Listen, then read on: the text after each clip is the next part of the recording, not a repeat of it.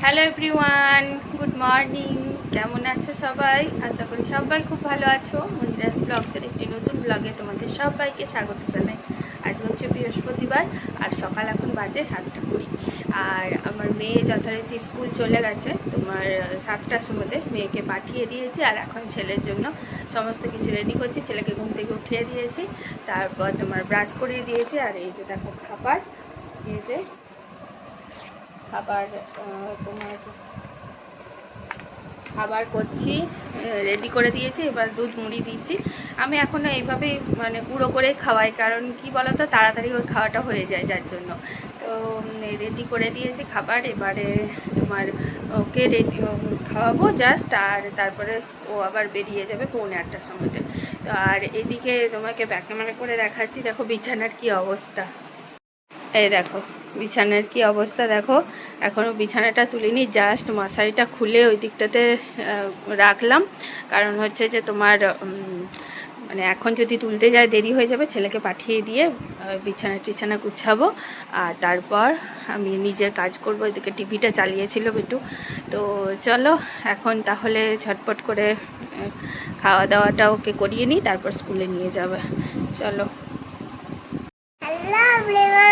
দেখো আমার বেটু রেডি হয়ে গেছে, ড্রেস পরে দেখি। এই দেখো রেডি হয়ে গেছে, দেখেছো? আজকে এই ড্রেস আছে।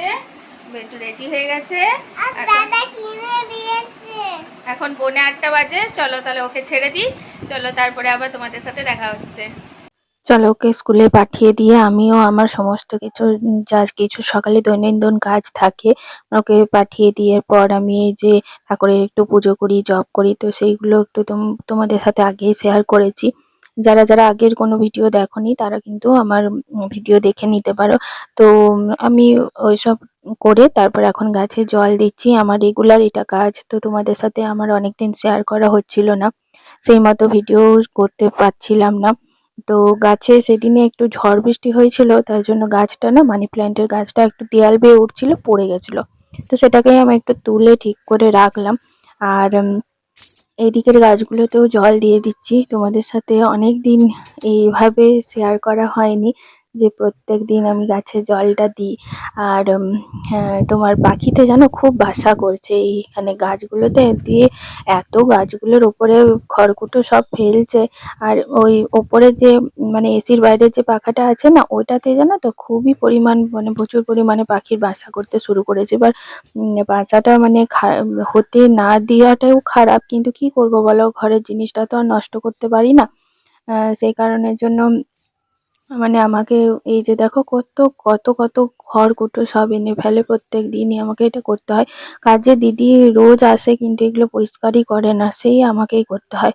তাই আমি ভালো করে পরিষ্কার করেই দিলাম। ঘরে পরিষ্কার পরিচ্ছন্ন না থাকলে দেখবে ভালোও লাগে না।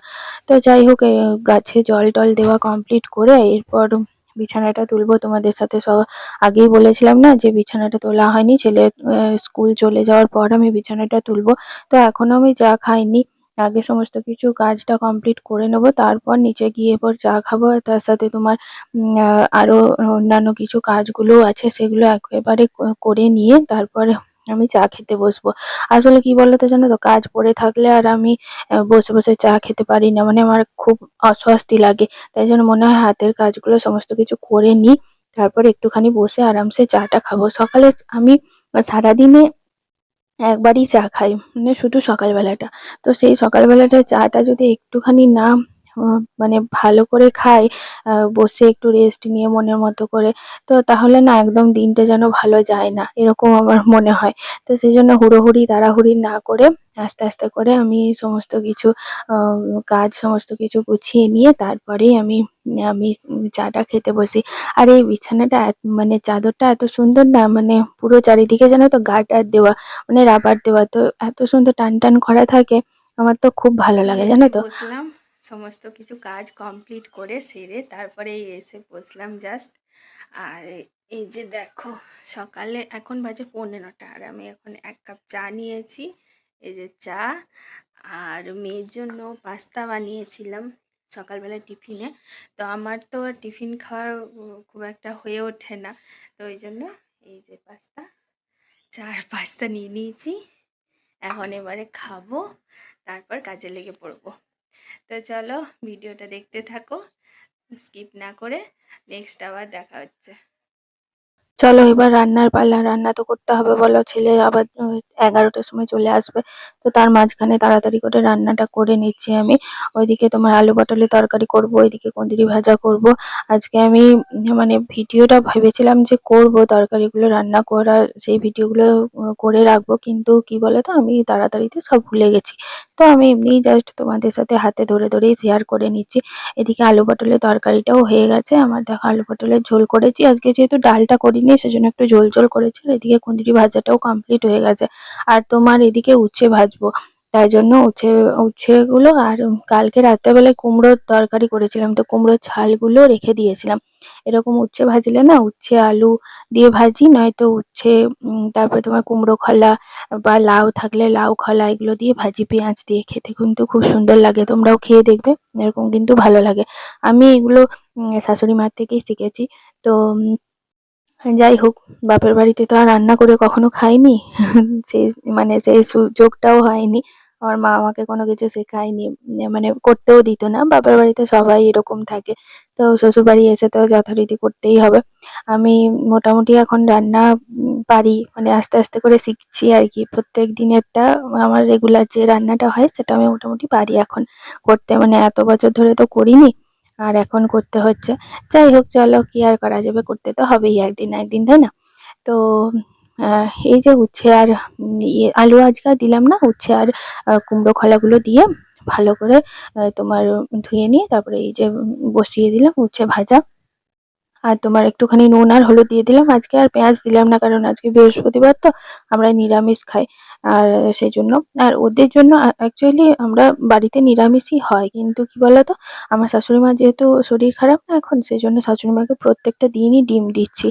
মানে ডাক্তারই বলেছে, তো শাশুড়ি মা খেতে চাননি। আমি একদম মানে যা হয় আর কি, বয়স হলে তো একটুখানি বকাঝকা করতে হয়, তাই বকে এখন খাওয়াটা ধরিয়েছি। মানে উনি সুস্থ থাকাটাই তো সবচেয়ে ভালো, তাই না? তো যাই হোক, চলো তোমাদের সাথে একটু শেয়ার করে নিই। আজকের আকাশটা দেখো, জাস্ট ওয়াও! আমার তো দারুণ লাগে এরকম আকাশ দেখতে। তোমাদের কেমন লাগে বলো? ঠিক যেন পেঁচা তুলোর মতো চারিদিকটাই আকাশটা, তাই না?